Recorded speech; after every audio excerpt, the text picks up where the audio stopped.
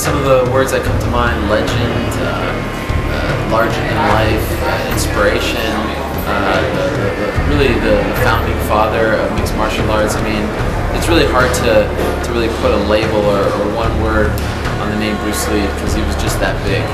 I mean, obviously, the guy was a pioneer in martial arts movies, but he also lived as a martial artist. It wasn't just an actor. Bruce Lee, man, you can't replace Bruce Lee. I think anyone who's involved in MMA has seen at least one Bruce Lee film, clip, something, and now it's actually cool. It's funny because what was it, like 3 or 4 weeks ago when the UFC went back to Seattle, which is where he's buried, there was a clip of Dan Hardy visiting his grave, and he really got very emotional and talked about what kind of an inspiration Bruce Lee was to him, and that was really just like sort of a capsule of what Bruce Lee has meant to a lot of these MMA fighters. And then I went on YouTube. I never really thought to do this, and I went on YouTube and I typed in Bruce Lee, and it was amazing to see like all these different clips and interviews that I'd never seen before of him. So it's cool to see how his legacy is still living on now through new media. A lot of his movies, he's always fighting people with different styles, and you know, Jeet Kune Do was all based on the premise of, you know, adapt, be like water, you know, and adapt to your environment.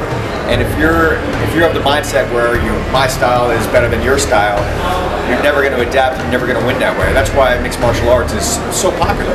I mean, we talked about Anderson Silva. The phrase in his documentary is called "like water," and that's from a Bruce Lee phrase. So I mean, the guy was just very intelligent and very thoughtful, and that's a big part of martial arts as well. I mean, you know, again, we're starting to prove this on a daily basis now, and we're here in Toronto, 55,000, but these guys aren't just barroom brawlers. They're actually very smart, they're very educated, they're very respectful, and I think those are all things that you can say about Bruce Lee.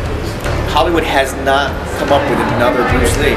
You know, we need another Bruce Lee, quite honestly, and I think it'll help mixed martial arts. It'll help educate the mainstream media and the mainstream world about what mixed martial arts is. In society, in our history, and when you talk about sports or anything like that, pop culture, there are names that, no matter if you're interested in them, you know about them, you've heard of them, you've seen something, you've seen their picture, you've seen a phrase, something.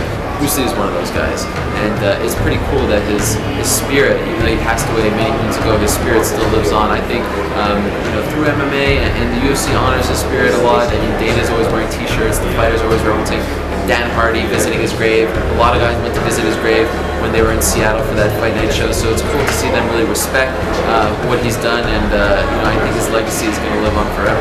Bruce Lee was a real martial artist. He was a guy that if he got to a street fight, he would win. You know, Chuck Zito, he very famously knocked out Jean-Claude Van Damme with one punch at a strip club in New York City a couple years ago. Chuck Zito wouldn't knock out Bruce Lee with one punch. You know, he was the real deal. And I think if we can get some of these mixed martial arts guys to be good actors, if they use that sort of internal energy and those instincts they have in fighting with acting, I think we could have another really good action star.